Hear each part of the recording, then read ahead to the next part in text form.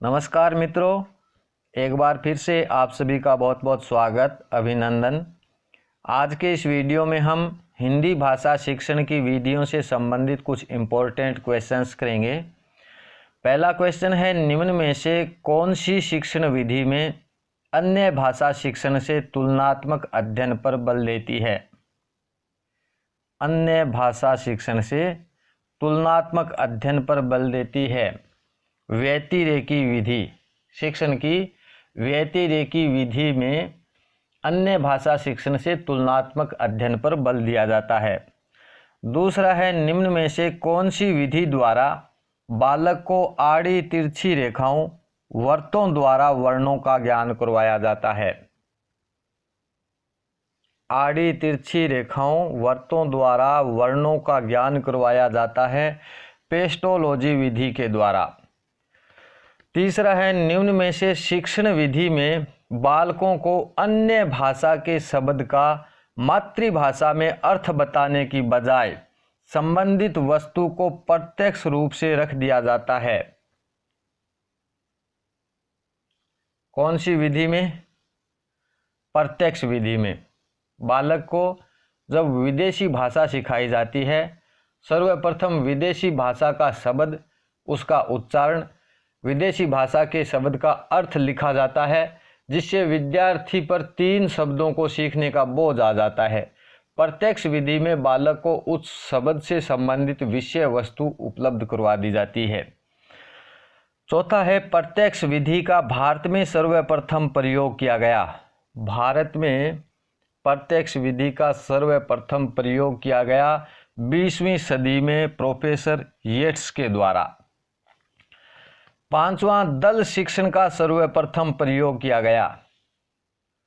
दल शिक्षण का सर्वप्रथम प्रयोग कहाँ पे किया गया था? अमेरिका में। छठा है, दल शिक्षण विधि का सर्वप्रथम प्रयोग किया गया, हमने जाना अमेरिका में, तो अमेरिका की कौन सी यूनिवर्सिटी या विश्वविद्यालय में दल शिक्षण का सबसे पहले प्रयोग किया गया था? तो अमेरिका के हार्वर्ड विश्वविद्यालय में 1955 में सबसे पहले दल शिक्षण विधि का प्रयोग किया गया था। सातवां, दल शिक्षण है। दल शिक्षण है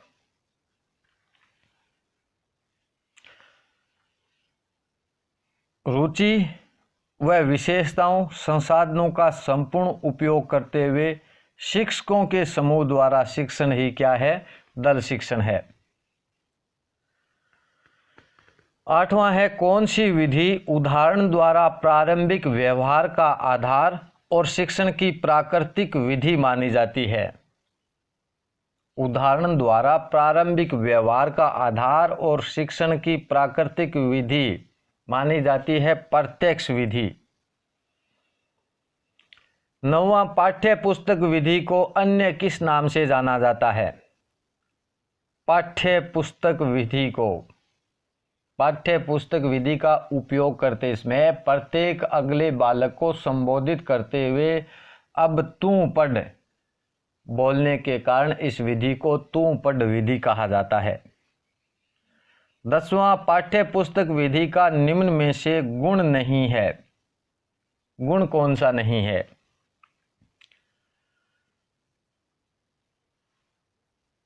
तो नकल की आदत होना यह गुण नहीं, दोष होता है। ठीक है, पाठ्य पुस्तक विधि के गुणों की अगर बात करें तो पाठ्यक्रम का समय पर पूरा होना, बालकों में उच्चारण का विकास, बालकों में आत्मविश्वास की वृद्धि और बालकों में याद करने एवं गृह कार्य में मदद करना, ये पाठ्य पुस्तक विधि के गुण होते हैं। ठीक है, नकल की आदत ये पाठ्य पुस्तक विधि में दोष माना जाता है। 11वां, व्याख्यान विधि का निम्न में से एक गुण नहीं है। व्याख्यान विधि का गुण इनमें से कौन सा नहीं है? तो ऑप्शन डी राइट होगा। छात्रों को प्रश्न पूछने की अनुमति देना, ये इसमें इसका गुण नहीं है। ठीक है, इस विधि द्वारा शिक्षक पूर्व लिखित व्याख्यान साथ रखता है, अनेक बिंदुओं को श्यामपट्ट पर लिखता है और एक एक बिंदु को व्याख्यान विधि द्वारा समझाता है। इस विधि में छात्रों को प्रश्न पूछने की अनुमति नहीं होती है। 12वां है, निम्न में से कौन सा एक व्याख्यान विधि का दोष नहीं है? व्याख्यान विधि का इनमें से दोष कौन सा नहीं है?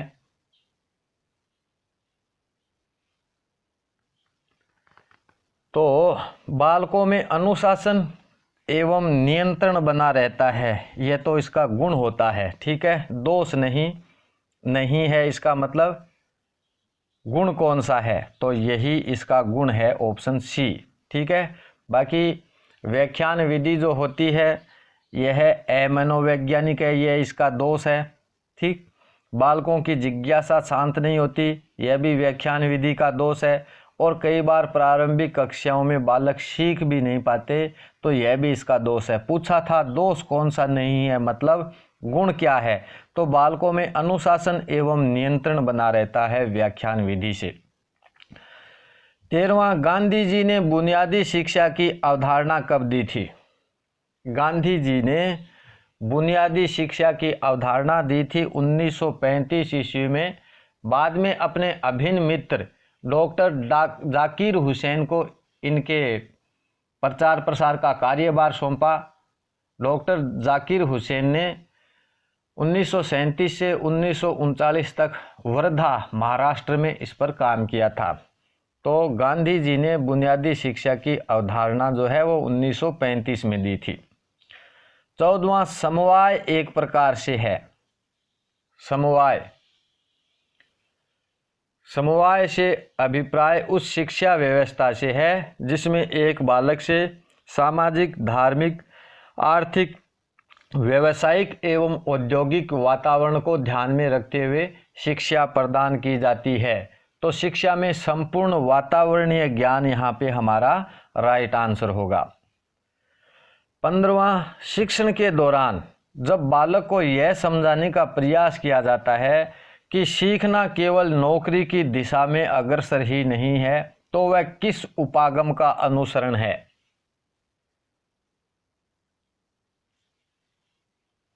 तो यह समवाय उपागम का अनुसरण है। ठीक है, समवाय उपागम का अनुसरण, जिसमें एक बालक के सामाजिक, धार्मिक, आर्थिक, व्यावसायिक एवं औद्योगिक वातावरण को ध्यान में रखते हुए शिक्षा प्रदान की जाती है। 16वां, निम्न में से कौन सी एक गद्य शिक्षण उद्देश्य है? गद्य शिक्षण उद्देश्य, तो बालकों को वर्ण का ज्ञान करवाना, बालकों में शब्दों का ज्ञान करवाना और बालकों में वाक्य ज्ञान देना, ये सभी गद्य शिक्षण के उद्देश्यों में शामिल है। 17वां, निम्न में से एक गद्य का क्षेत्र नहीं है। गद्य का क्षेत्र इनमें से कौन सा नहीं है? तो यहाँ पे कबीर के दोहे राइट होगा। निबंध, संस्मरण, कहानी, नाटक, रूपक आदि ये सभी गद्य के क्षेत्र होते हैं, लेकिन दोहों का यहाँ पे कोई गद्य से संबंध नहीं है। 18वां, गद्य शिक्षण में बालकों का होता है। गद्य शिक्षण में बालकों का सस्वर वाचन का विकास, मौन वाचन का विकास और बालक के चरित्र निर्माण एवं व्यक्तित्व का विकास होता है। राइट आंसर होगा ऑप्शन डी। भाषा में अर्थबोध विधि किससे संबंधित है? भाषा में अर्थबोध विधि जो है यह गद्य से संबंधित है। ठीक है, गद्य शिक्षण में अर्थबोध, व्याख्यान, विश्लेषण तथा समीक्षा विधि प्रचलित है। 20वां, उद्बोधन विधि को अन्य किस नाम से जाना जाता है? उद्बोधन विधि को अर्थबोध विधि के नाम से जानते हैं। इस विधि में शिक्षक बालकों को कठिन शब्दों का अर्थबोध करवाते हुए सिखाने का प्रयास करता है। 21वां, व्याख्यान विधि से छात्रों को किस प्रकार के ज्ञान का लाभ होता है? व्याख्यान विधि से छात्रों को विशेष रूप से विलोम, पर्याय, एकार्थी, अनेकार्थी शब्दों का ज्ञान प्राप्त होता है। ठीक है, तो ये सभी उपयुक्त सभी राइट होगा। 22वां, विश्लेषण विधि को अन्य किस नाम से जाना जाता है? विश्लेषण विधि को प्रश्नोत्तर विधि के नाम से जाना जाता है, क्योंकि इस विधि में विशेष रूप से प्रश्नोत्तर शैली का उपयोग किया जाता है। 23वां, शिक्षक द्वारा किसी विषय वस्तु के गुण दोषों को ध्यान में रखते हुए शिक्षण कार्य करवाया जाता है, तो वह विधि कौन सी विधि होगी? तो इस विधि को कहेंगे समीक्षा विधि। ठीक है, शिक्षक द्वारा किसी विषय वस्तु के गुण दोषों को ध्यान में रखते हुए शिक्षण कार्य करता है, तो ऐसी विधि को समीक्षा विधि कहा जाता है। 24वां, निम्न में से नाटक शिक्षण विधि का उद्देश्य है। नाटक शिक्षण विधि का उद्देश्य क्या होगा? तो मौखिक अभिव्यक्ति, चरित्र निर्माण, व्यक्तित्व निर्माण, भाव प्रकट करना। ठीक है, ये सभी जो हैं नाटक शिक्षण विधि के उद्देश्यों में शामिल हैं। 25वां, निम्न में से आप अपनी कक्षा में समवयस्क अभिव्यक्ति के लिए अनुशंसित करेंगे। समवयस्क अभिव्यक्ति के लिए अनुशंसित करेंगे तो नाटक मंचन का। ठीक है, कक्षा में समवयस्क अभिव्यक्ति के लिए नाट्य मंचन को अनुशंसित करेंगे। 26वां, आप कक्षा में महाभारत प्रकरण पढ़ाना चाहते हैं तो कौन सी विधि सर्वश्रेष्ठ मानेंगे? महाभारत प्रकरण पढ़ाने में कौन सी विधि सर्वश्रेष्ठ होगी? तो अभिनय विधि। ठीक है, कक्षा अभिनय विधि। इस विधि में शिक्षक चयनित विद्यार्थियों से विभिन्न हाव भाव एवं भंगिमाओं के साथ अभिनय करने के लिए कहता है। 27वां, निम्न में से वह कौन सी विधि है जिसमें शिक्षक स्वयं ही कक्षा में विभिन्न हाव भावों के साथ विषय वस्तु का प्रदर्शन करता है? शिक्षक स्वयं ही कक्षा में विभिन्न हाव भावों के साथ विषय वस्तु का प्रदर्शन करता है, तो इस प्रकार की विधि को कहते हैं आदर्श नाट्य विधि। ठीक है, शिक्षक स्वयं कक्षा में, तो आदर्श नाट्य विधि होगी ये। 28वां, निम्न में से कौन सी नाट्य विधि नहीं है? इनमें से कौन सी नाट्य विधि नहीं है? तो आदर्श नाट्य विधि, कक्षा अभिनय विधि और रंगमंच विधि। ठीक है, और नाट्य शिक्षण विधियां, ये सभी नाट्य शिक्षण विधियां हैं, लेकिन व्यास विधि जो है ये नाट्य विधि नहीं है। व्यास विधि पद्य शिक्षण की विधि होती है। ठीक है, व्यास विधि जो है ये पद्य शिक्षण की विधि होती है। 29वां, नाट्य शिक्षण विधि के लाभ के संदर्भ में सत्य कथन क्या है? नाट्य शिक्षण विधि के लाभ के संदर्भ में सत्य कथन, तो इस विधि के द्वारा भावों की अभिव्यक्ति एवं विचारों का प्रकट होना होता है। इसमें अर्थबोध का विकास होता है और बालक के चरित्र निर्माण में नाट्य शिक्षण विधि सहायक होती है, सहयोग देती है। तो राइट होगा उपयुक्त सभी। ठीक है, और इसके साथ साथ व्यक्तित्व का विकास व मनोरंजन इत्यादि भी इस विधि में सहायक होते हैं। 30वां, कौन सी विधि भंडारकर विधि भी कही जाती है? भंडारकर विधि कौन सी विधि को कहते हैं? तो व्याकरण अनुवाद विधि को। ठीक है, और व्याकरण अनुवाद विधि दी थी किसने? श्री रामकृष्ण गोपाल भंडारकर ने, और इन्हीं के श्री रामकृष्ण गोपाल भंडारकर के नाम के कारण ही इसे भंडारकर विधि कहा गया है। संस्कृत भाषा शिक्षण के लिए उपयोगी विधि है ये, और भंडारकर के कारण ही इस विधि को भंडारकर विधि कहा गया है। 31वां, आगमन विधि में किस शिक्षण सूत्र का पालन नहीं होता? आगमन विधि में कौन से शिक्षण सूत्र का पालन नहीं होता? तो राइट होगा नियम से उदाहरण की ओर। ठीक है, आगमन विधि में पहले उदाहरण होता है जिसका उपयोग करते हुए नियम को प्राप्त किया जाता है, इसलिए उदाहरण से नियम की ओर नामक मूलक सूत्र उपयोगी है, न कि नियम से उदाहरण की ओर। 32वां, हर्बर्ट की पंचपदी में कौन सा पद नहीं है?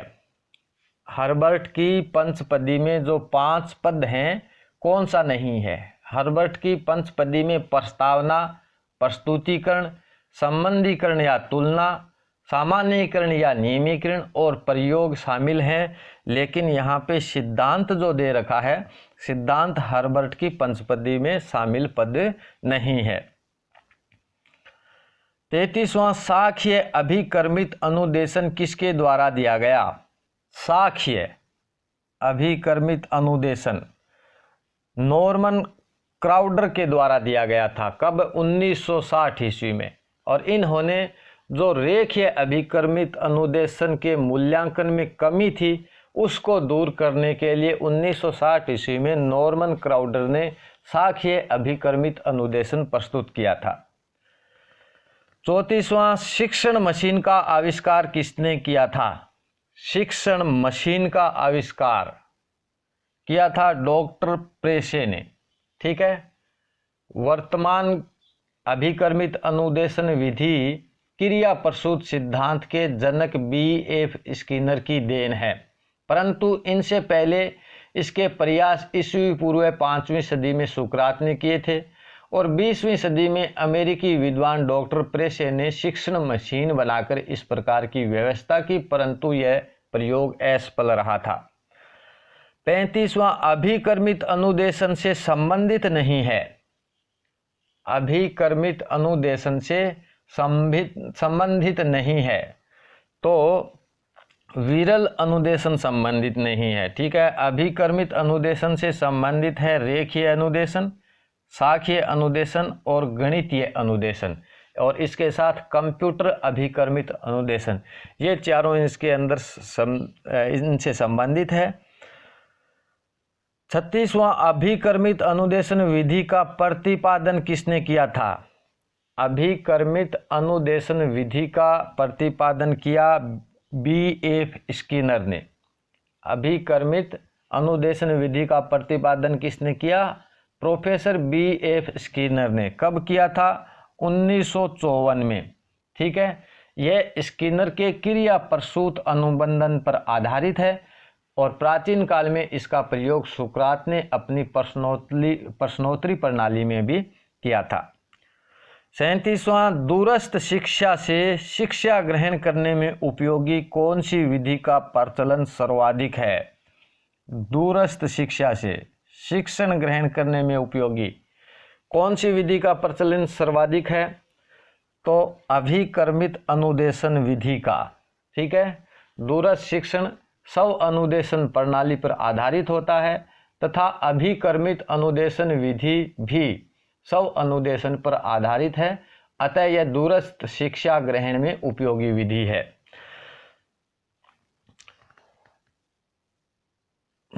तो धन्यवाद मेरे दोस्तों, जल्दी ही मिलेंगे नेक्स्ट वीडियो में, तब तक के लिए नमस्कार।